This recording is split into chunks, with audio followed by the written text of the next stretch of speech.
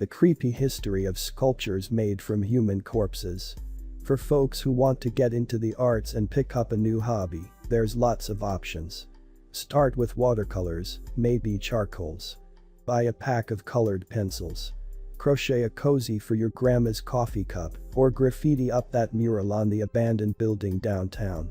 Or try something more avant-garde like sand art, or build a sugar art sculpture like an Elizabethan.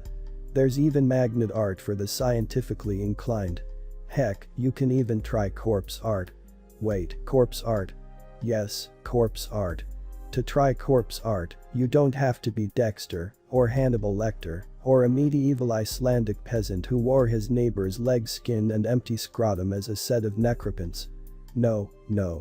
All you need is a bunch of flayed flesh, horses, people, whatever, like the collection of 18th century taxidermist, pathologist, and anatomist Honor Fragonard, one of the first medical masters of France, as Atlas Obscurus says, appointed by King Louis XV to Lyon's first veterinary school.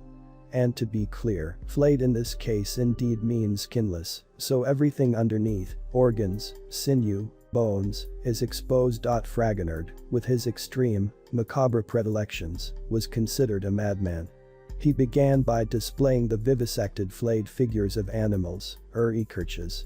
Before long, while his peers were using wax, ceramic, and plaster to sculpt lifelike visions akin to Madame Tussauds Bayon's, really quite good, as you can see on L. Fragonard was elbow deep in posing preserved flesh in dramatic lifelike scenes.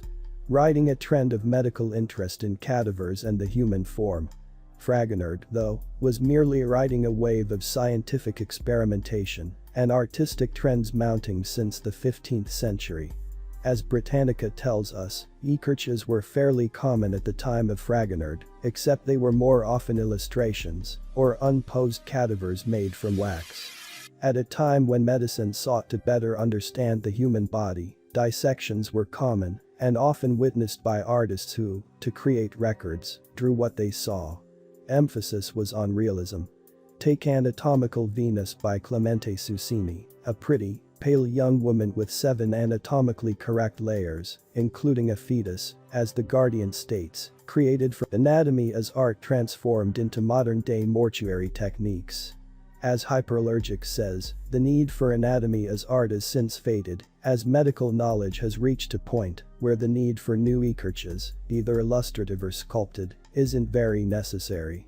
It stands to reason that only certain people, now the same as then, might be able to stomach exposure to corpse sculptures. Folks drawn to the macabre, or those drawn to surgical work, or mortuary careers. After all, who else is going to groom a loved one for a wake or internment in a coffin besides morticians? People whose knowledge of preserving and caring for the dead builds on centuries worth of anatomical knowledge and embalming techniques. Admittedly, someone like Fragonard went beyond medical need into anatomy as art. 21 of his 700 works remain, including The Man with the Mandible, a valiantly posed corpse depicting the biblical story of Samson killing a bunch of Philistines with a donkey jaw, and Horsemen of the Apocalypse, a flayed man riding a flayed steed